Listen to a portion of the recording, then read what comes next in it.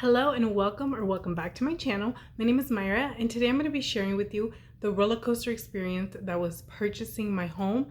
But before we begin, if you aren't already, please subscribe down below, like, comment, share. I post mommy videos, home videos, and everything in between. And with that being said, let's get into it. So you guys can understand what led us to even work with this lady. I'm going to rewind it back to when Omar and I first decided that we were going to move to Bakersfield. Well, I was really set on a new construction home. I was going to these new home sites. I found a model home that we both really liked, so we decided to start the process of getting pre-approved for the loan. Well, long story short there, they didn't approve us. They wanted us to move out to Bakersfield for 6 months and then try to reapply for the loan, which wasn't going to work for us because Omar was still working in the Bay Area. That is when we decided to go with the loan officer we worked with for the purchase of our very first home. Now, I say first time buyer experience because for the first home we owned, Omar did everything. Omar took care of the paperwork. He did everything. And I just pretty much got the keys. But for this home, my husband was working these crazy hours. So I was the one taking care of everything. I was the one on the phone with the emails, with the paperwork. I was doing it all. It was definitely an experience because I had no idea what I was doing. So it really was my first time buying a home. Okay, so anyways, we go to the loan officer that we knew. His name is Mora. If you guys are in the market to buy or looking, whatever, I highly suggest you go with him. He knows what he's doing. He's been doing it for years. But anyways, we went with him. One day I was going through Zillow and I saw the listing for this house pop up. Well, I immediately loved it. I clicked on it. I was looking through the pictures. I loved it. I sent it over to Omar and he was like, well, okay, yeah, that's beautiful and all, but we can't afford it. The house was definitely out of our price range. It was like 30 grand above what we had been told we could be approved for because we weren't approved. At this point, we didn't even have the pre-approval. During this time, I was also going to Bakersfield every other week and looking at houses. I was attending open houses, still checking out areas. At an open house is where I met my realtor. Now, I'll get into her a little bit later. I'm not going to mention her name because I was not very happy with her services either. A couple more days pass and I see the listing for the house pop up again. But this time the price had been reduced by like 10 grand. So I send it over to Omar again and he's like, yeah, the house is beautiful, but once again, we can't afford it. Yeah, you're right. So I brush it off. I'm like, okay, whatever. Another few days pass by and I see the listing again. So this time the listing had gone down by another 5 grand. I send it over to Omar once again. Like, no, there's something wrong with this house. Like, there's no way a house gets reduced that much and it hasn't even been on the market that long. Funny enough, that same day we got a call from Oscar telling us that we had been pre-approved. All the paperwork was ready to go. Now we could really start house shopping. And this is when I convinced Omar to put an offer on the house. Now he was really hesitant because he knew I had already fallen in love with the house, but the house was still way out of our price range. That is when I contacted my realtor, the lady I had met at the open house. And I explained to her the situation. I was like, okay, this is going on. We can't even afford it, but we want to put in an offer. She was on board. She was with it. She was like, okay, let's do it. I want to say she got the offer submitted the same day. I could be wrong, but I think she did. But we finally heard back from the sellers and they actually counter offered. So because they had already lowered the house like 15 grand at this point, they were not willing to go all the way down to our offer, but they were willing to meet us halfway. So that is when we got in contact with Oscar and we were like, hey, Oscar, I know this is a lot to ask of you, but can you make it happen for us? Can you raise those numbers up? He was very like, oh, I don't think that's a good idea, but he made it happen. He worked his magic and he got us pre-approved for that amount. This is when things start getting weird. The realtor for the seller gets in contact with my realtor. She starts telling my realtor that she doesn't think we're a good fit for the home because we were from out of town. She wasn't confident that we would be able to close the deal. Well, it turns out the house had dropped in price because the house had already been in escrow twice and it fell through.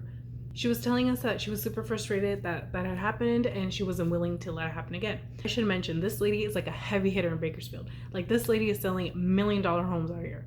You go to the newspaper, you go to like those realtor magazines and her face is like psh, on the cover. I'm telling my realtor, like, what does that have to do with anything? Like, if our paperwork is on track, what does it matter that we're from out of town? She calls my realtor again and she's telling her the only way she's willing to advise her sellers to accept our offer is if we go with her loan officer. Let me remind you, at the beginning I told you guys that we had already been denied a loan by a company out in Bakersfield because we were out of town. So we did not want to take the risk of getting denied again and then having to start all over again with Oscar. At this point, I'm really sad. I had gotten my hopes up already, but our realtor lines up a bunch of properties for us to go check out. I want to say it was the weekend after that, Omar and I actually came out to Bakersfield to look at those homes. We had found a house that we really liked, but in order to put an offer on that house, we had to pull the offer from this house. After our meeting, we went to go eat and we were just talking. I'm on Zillow and the listing comes up again and there's an open house for this house. So I told Omar, like, should we go? Just to see, because we put in an offer, but we never actually saw the house in person before putting in the offer. So we're driving out and Omar was like, this is a bad idea. We drive up to the house and I was like, this is a really bad idea. We fell in love with the house. As soon as we saw it, we were in love with it. We're literally walking around the house trying to find things that we dislike about it. Very minimal things, but everything was like cosmetic. Like everything was like easily changed. So after we walked through the house, I called my realtor. I'm like, I want this house. Do not pull the offer. So that is when my realtor got in contact with the seller's realtor. At this point, the lady didn't want to hear us. She was like, if you don't go with my loan officer, there's no way that my sellers are going to take your offer. The seller needed to sell his house like this because he already had another home. So now he has 2 mortgages to pay and that wasn't going to work. She was about to lose the sale because he was about to put the house up for rent if he can get it sold by like the end of the month or something. So I still had a little bit of hope. Well, the realtor decides that if I let her loan officer look over the papers that Oscar had done and everything seemed okay, then we could proceed. At this point, my realtor was like, let's pull the offer. Like, I'm done dealing with this lady. She was rude, you guys. Like, her mannerism, horrible. So now I'm dealing with the devil's minions, the realtor and her loan officer. Every little thing that her loan officer asked me, I had to have it like that for her, or she would throw a fit. She literally had me crying every day for like 2 weeks. It was insane. She was going above and beyond. She was literally asking me how much money I had in my piggy bank when I was like 10. And at one point, she had me call HR for the company I was working for at the time. She needed to have the director of the program sign a bunch of papers about my income, about my W-2s. Now, I was so confused because my loan was not going to go through them. So the information that Oscar had given them should have been sufficient enough for them to tell us if the loan was going to go through or not. So it really didn't make any sense to me. But finally, she approves, she gives the okay. This is when things get really out of hand. I was at work and I get a call from the realtor. Now, this is the only time I ever exchanged words with this lady. And this is the only form of meeting her. I never even met this lady in person. And she's like, okay, you know, I've gone through your paperwork and my loan officer approves. But here's the catch. I still want you to go with her. And I'm like, hold up. I let your loan officer harass me for a week because you said if she approved, so you would let us proceed with the purchase and finally go into escrow. And when I tell you guys, I was on the phone with this lady for 2 hours and I got in maybe that sentence and one more. She was yelling at me. I was literally at work underneath the table for 2 hours getting yelled at by this lady that I never met, telling me that my agent, that my loan officer were incompetent, that she was sure that they would fail, that the only person that could get the deal closed was her loan officer, that I was stupid for not working with her. That is when I was like, you know what, I've had enough. I have been letting you and your loan officer harass me for weeks, and I have gotten nothing in return. I'm gonna call my realtor and we're gonna pull the offer. Well, she did not like when I said that. That is when she changed her requirements once again. She told me that if Oscar could close the deal in 14 days, then we could go into escrow that same day. Now, this is really hard to do, you guys. Escrows can go up to like 60 days. I don't know if they can go beyond 60 days, but the regular span of time for escrow is like 30 days. Now, this lady wanted us to close in 2 weeks. I spoke with Oscar and he was like, there's no way. There's no way, not even her loan officer could get this done. She would have to start it from scratch. We came to the conclusion that this realtor, this lady, just wanted us to go with her company. And if we went with her, she would get the full commission because she would be the seller's agent and the buyer's agent. So once again, I was like, you know what, lady, like, it's not gonna happen. So at this point, she would lose the wholesale or she would allow us to go into escrow. She finally did. Now, my realtor had disappeared weeks ago from like the second phone call that she had with this devil lady. The only time I heard back from her was when she needed me to wire the money for the down payment and closing costs.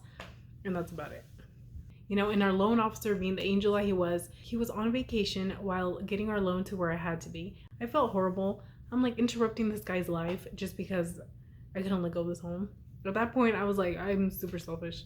When you're purchasing a home, you have to get an appraiser to go out to the house and you have to get an inspector to go out. Our escrow was so rushed, we didn't even get an inspector out. And on top of that, we had to pay hundreds of dollars extra to get a rushed appraisal, even though the home had just been appraised 2 times from the 2 previous offers that had fell through.